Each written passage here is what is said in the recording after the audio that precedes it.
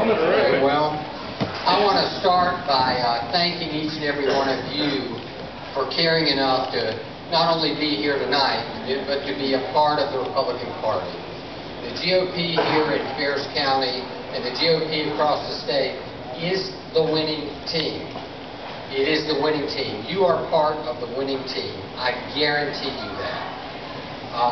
When I first decided to run, I was told in Raleigh that Cabarrus County had the most fractured GOP in the state of North Carolina.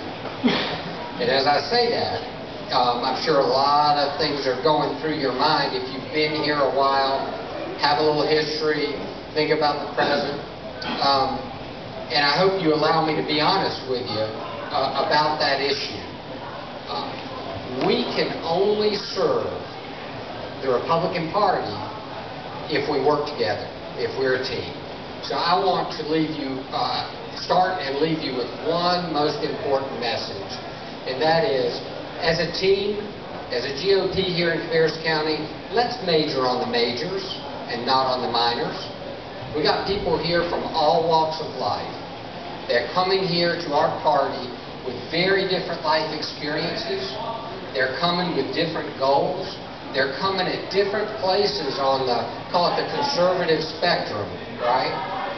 But the beauty of it is we're all on that Republican spectrum.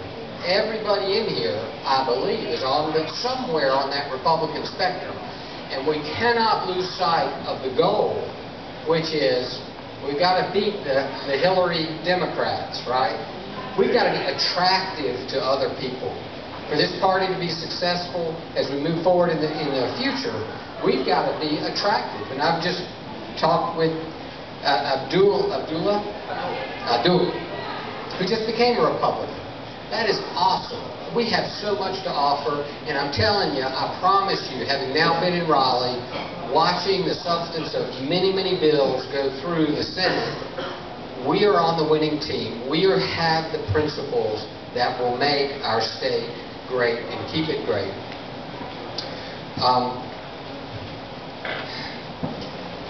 There are, what you find in life, being in the legislature is just like life. You come and things find you.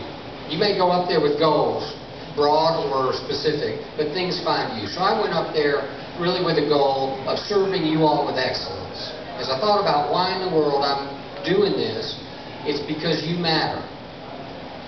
If I didn't think I was the best person to represent you in the Senate, and I don't mean this to sound prideful at all, I wouldn't do it.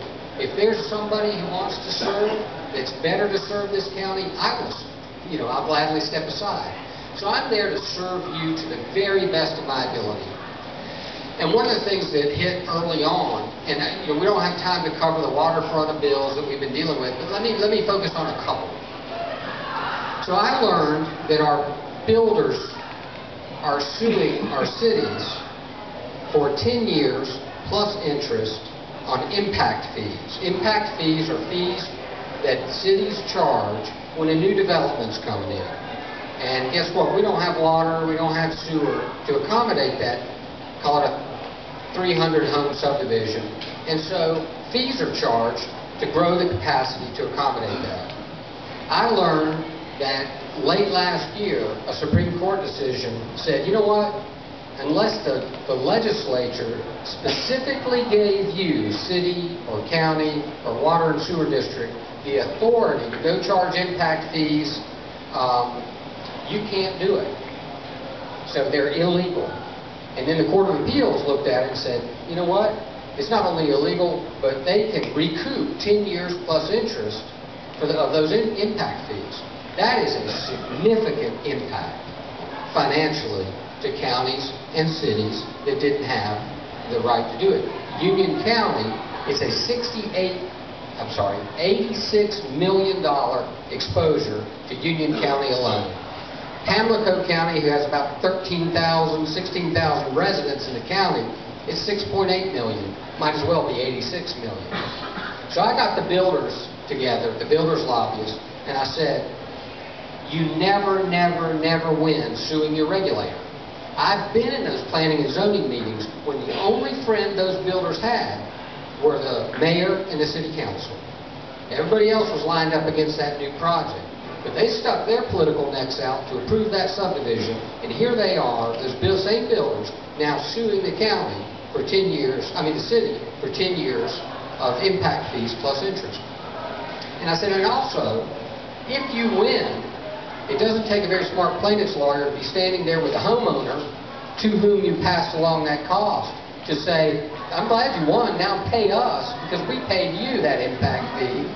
So the buck doesn't stop with you, it comes to us. So it was a Pyrrhic victory. The plaintiff's lawyers are rolling these up across the state. They see dollar signs in their eyes. Some builders are going for this. And I saw it as a train wreck. In my experience, just brought me to that issue, and we're solving it. We've got the cities together, the counties together, the builders together, and we're working on a consensus bill that is fair. So it will mitigate the harm to cities and counties, but it will also ensure we have development going forward in our state. We don't want plaintiffs' lawyers to be deciding the fate of development policy in the state of North Carolina. So that's one that just kind of, came to me. Maybe I'll address maybe the most controversial issue that we dealt with this session, and that was the repeal of HB 2. And it's HB 142 was the repeal statute. And the interesting thing, so let me give you the behind-the-scenes reason the repeal made sense. First of all, I wanted to be really clear.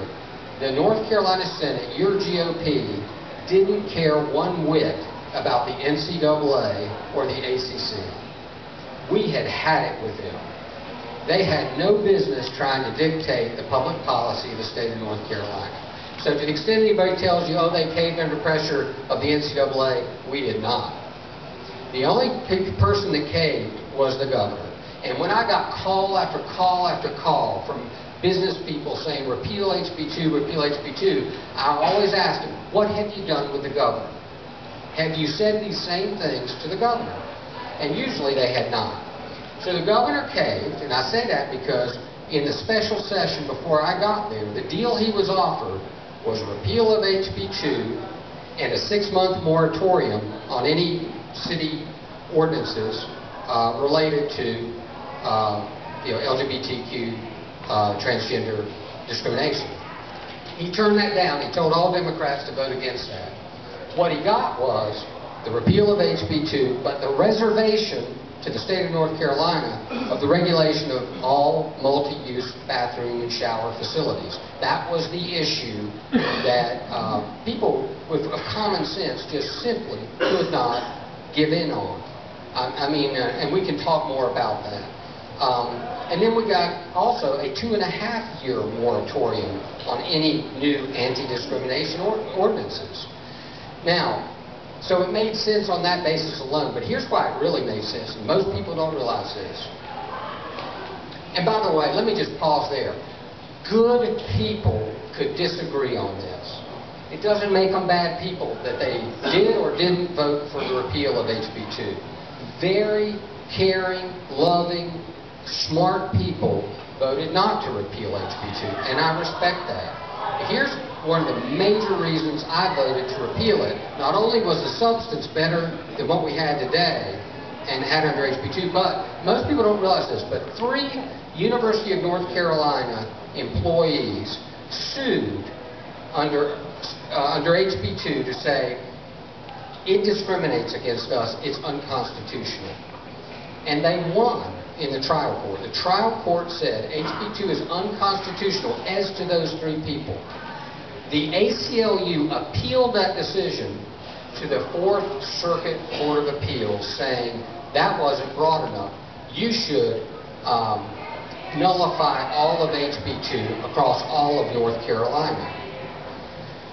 The 4th Circuit Court of Appeals is the Court of Appeals that said our voter ID laws were unconstitutional, the GOP voter ID laws unconstitutional, that said, what was the other decision? It was Legislative prayer, we've done that. And what's the first Legislative prayer, no, that wasn't it. Marriage amendment. The marriage amendment, there was, I think it was the elections board. Yeah, they nullified that law as well. So let me just tell you, I believe HB 2 was going to be declared unconstitutional. So it was sleeves from the GOP's vest to do that, to agree to that repeal. Now let me just make a commentary here. One of the biggest struggles I've got as a legislator is making sure we care about people while we take care of the policy of North Carolina. So while I don't think it was appropriate policy to allow somebody with male genitalia to be showering beside a little girl, that's for the parents to talk about at the appropriate time. And I'm not talking about, the deviants. We certainly were protecting women and children from the deviants, but even those who are not at risk should not be showering beside little girls. I'm sorry, it doesn't make sense.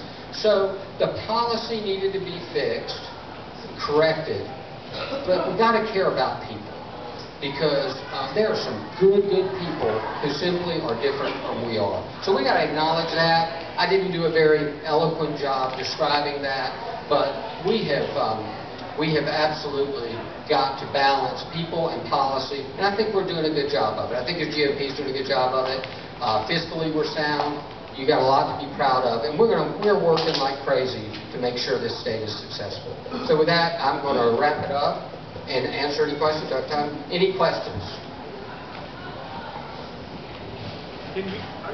Yes. Any comment on the craft brewery, the wholesale and all that rigmarole? I don't really have a position one way or the other. It's just been in the news a lot. Didn't know if you want to comment on it. Yeah, so one of the issues that we're going to be facing is whether we continue to lift the cap on the craft breweries who are, the beer and wine wholesalers are a strong lobby in Raleigh, and right now there's a cap on how much craft breweries can ship and sell and so forth, and that's a battle that no answer has come up yet on that. I think the House may have passed a bill on that, raising the cap a bit, but every session the cap continues to get raised. Things like tastings at craft breweries and so forth, and so it's really an opportunity for capitalism, to prevail, and that when in doubt, capitalism typically works. Other questions, and feel free. I'm just being honest with you. I have a question. I'm tackling the top ones. What is one of your goals that you set for yourself when you went up there? Or do you have several goals that you were like, so if I go, I can help or do this? Did you have anything that you were thinking about?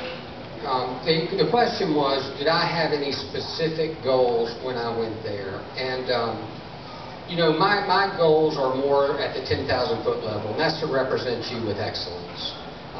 Part of that, I believe, is to ensure we have a growing economy. For you, your children, your grandchildren, to be able to enjoy North Carolina as a life cycle state, we have got to continue to develop the economy of the state. I met yesterday with Michael Regan, who is the appointee for the DEQ, Department of Environmental Quality, and we talked about the need to have environmental stewardship and economic growth coexist with one another. You can't have one extreme or the other. It's not sustainable. So my goal is really for you to enjoy and love this state, and for your kids and your grandkids to be able to do that. Part of that is balancing growth in the economy with environmental stewardship. Part of it is tax policy, and we are proposing a $1 billion tax cut. 99% of North Carolinians will pay less in taxes if this plan is accepted by the House and approved. So that's the type of thing. We're lowering the corporate tax rate. Is that a giveaway to the rich? No. It's a job creator for your children and your grandchildren. So we're going to continue to grow this economy so that North Carolina stays strong. Last question. Dave?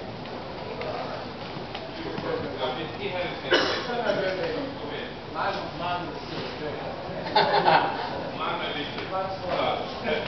If you have any briefings from Dale Caldwell, our treasurer, regarding the unfunded liabilities we have Yeah. with education, Yeah. retirees. So the question there is about Dale Falwell and whether I have gotten any briefings from Dale, our state treasurer, on our unfunded liabilities. I'm going to tell you, we have a great treasurer. Amen. A great treasurer. That guy gets it. He's a bulldog, and he is shining a light on things nobody wants to talk about, such as the unfunded liabilities that our state faces. And the Senate is in the process of proposing some fixes to that. And they're not going to be easy. But if we don't keep our state fiscally sound, just like if you and I don't keep our pocketbooks fiscally sound, we need to be lenders, not borrowers, right? And he is going to get us in a position to be successful for generations to come. He's doing a great job. And thank you.